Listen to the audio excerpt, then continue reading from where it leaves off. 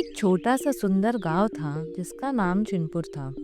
उस गांव के लोग बहुत ईमानदार, समझदार और मेहनती थे। हर बच्चा रोज स्कूल जाता था और हर बड़ा आदमी अपनी जिम्मेदारी निभाने काम पर जाता।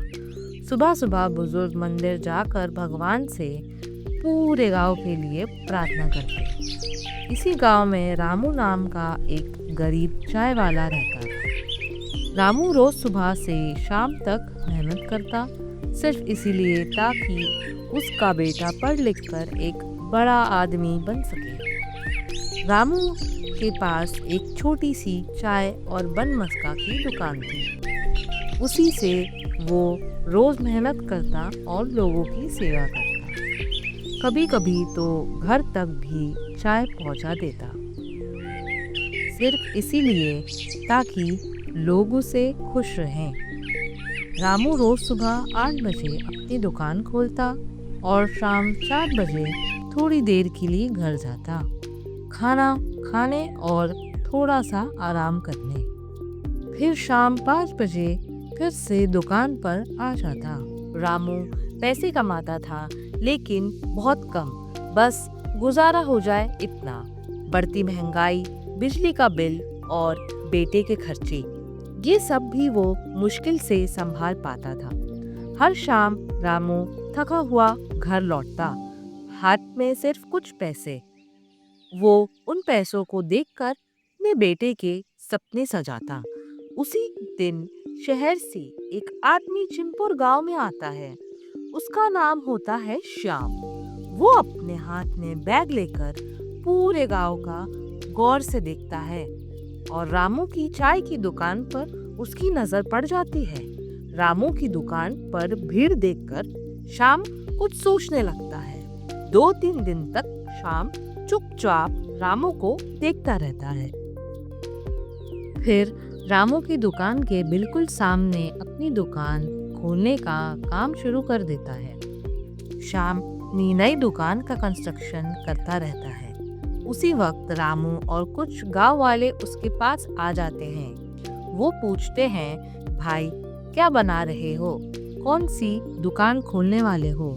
श्याम थोड़ा घबरा जाता है। उसे सच नहीं बताना होता। वो झूठ बोल देता है, यहाँ तो साड़ियों की दुकान खुलने वाली है। गांव वाले कहते हैं, अच्छा ठीक है, और वहाँ से चले जाते हैं। जैसे ही सब लोग दूर हो जाते हैं, श्याम फिर से अपनी दुकान का काम तेज कर देता है, अपने असली इरादों को छुपाकर। धीरे धीरे अगले दिन सुबह 10 बजे उसकी दुकान पूरी तरह तैयार हो जाती है। वो माइक और स्पीकर डब्बे में से निकालकर लगाकर पूरे गांव में बोलता है, चाय पे बन मस्का फ्री। ये सुनते ही गांव के लोग शाम की दुकान पर भीड़ जमा हो जाती है। रामू के सारे पुराने कस्टमर्स एक एक करके शाम की दुकान पर चले जाते हैं। रामू चुपचाप अपनी दुकान पर खड़ा सब कुछ देखता रहता है। वो जानता है कि अब उसके लिए जिंदगी का सबसे मुश्किल दौर शुरू होने वाला है। धीरे धीरे शाम की स्कीम पूरे गांव में फैल जाती है। हर गली, हर घर में सिर्फ एक ही बात होती है, चाय पे बन मस्का फ्री।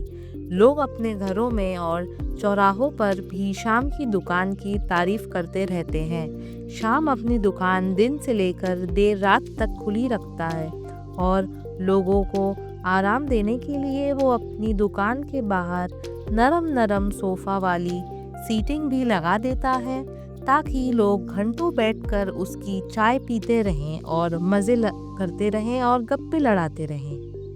रामू का बेटा कामू रोज की तरह स्कूल जाता है। एक दिन वह देखता है कि उसका दोस्त स्कूल नहीं आया। स्कूल के बाद कामू दत्तू के घर जाता है। दत्तू की माँ दरवाजा खोलती है और कामू को दत्तू के कमरे में ले जाती है। दत्तू कहता है, मैं कल भी स्कूल नहीं आ सकता, मेरे पेट में बहुत दर्द है। कामू पूछता है, तूने क्या खाया था? दत्तू कहता है, कल रात मैंने श्याम भाई की दुकान से चाय और बन मस्का खाया था। यह सुनकर कामू को शक होता है, बन मस्का, इससे क्या होता है? हो सकता है दत्तू मुझसे झूठ कह रहा है। इसी विचार के साथ कामू दत्तू से अलविदा लेता है और अपने घर लौट जाता है। घंटे मिनट की तरह गुजर जाते हैं और दिन घंटों की तरह। रामू चुपचाप सब कुछ देखता रहता है। धीरे धीरे सारे लोग शाम की चाय पीने जाने लगते हैं और फ्री का बन मस्का खाने लगते हैं। 1 महीना बीत जाता है।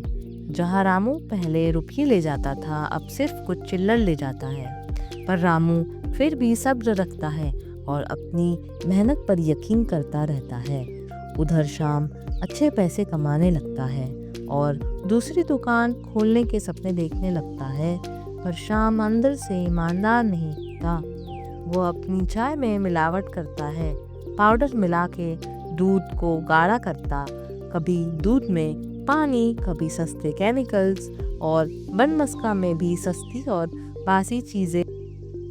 हर रात अपनी दुकान बंद करने के बाद शाम अपने गांव जाता, वहां से सड़ा हुआ और ख़राब सामान लाता, फिर चुपचाप चिनपुर आकर रात के अंधेरे में उसे अपनी दुकान में छुपा देता। एक दिन रामू घर जाकर रो पड़ता है। कामू चुपचाप बाहर खड़ा सुन लेता है। उसका बेटा कामू आता है और पूछता है, पिताजी क्या हुआ? मैं कई दिनों से देख रहा हूँ आप बहुत परेशान और चुप रहते हो। कामू अपने बेटे को सब कुछ बता देता है।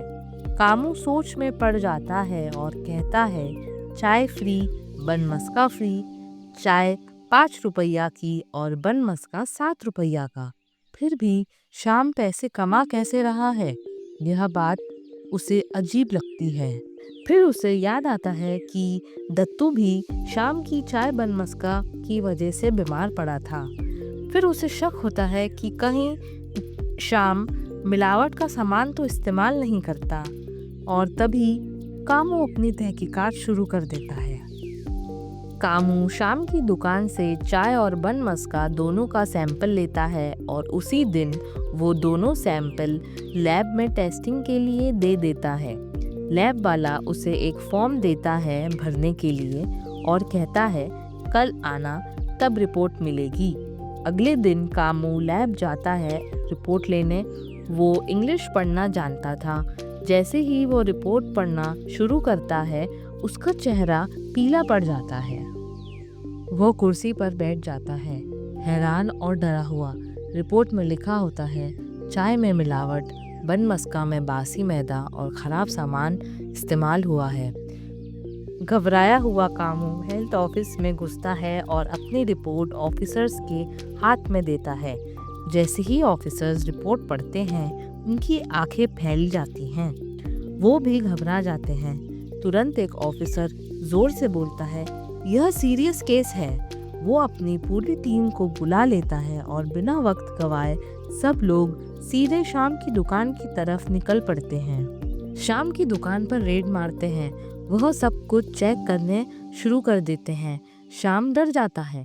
उसे समझ आ जाता है कि कुछ गड़बड़ है। जब ऑफिसर्स दूध, चाय और बन मस्का चेक करते हैं तो उन्हें बदबू आती है और खराब सामान मिलता है। धीरे धीरे पूरे गांव शाम की दुकान के आसपास जमा हो जाता है। शाम की सच्चाई ऑफिसर स्पीकर में सबको बता देते हैं और शाम की सच्चाई सबके सामने आ जाती है। उसका सर शर्म से झुक जाता है। गांव वाले गुस्से से भर जाते हैं। हेल्थ डिपार्टमेंट वाले तुरंत पुलिस को फ़ोन मिलाते हैं। शाम को पकड़ लेते हैं और पुलिस के हवाले कर देते हैं। पुलिस फिर उसकी अच्छी तरह खातिरदारी करती है।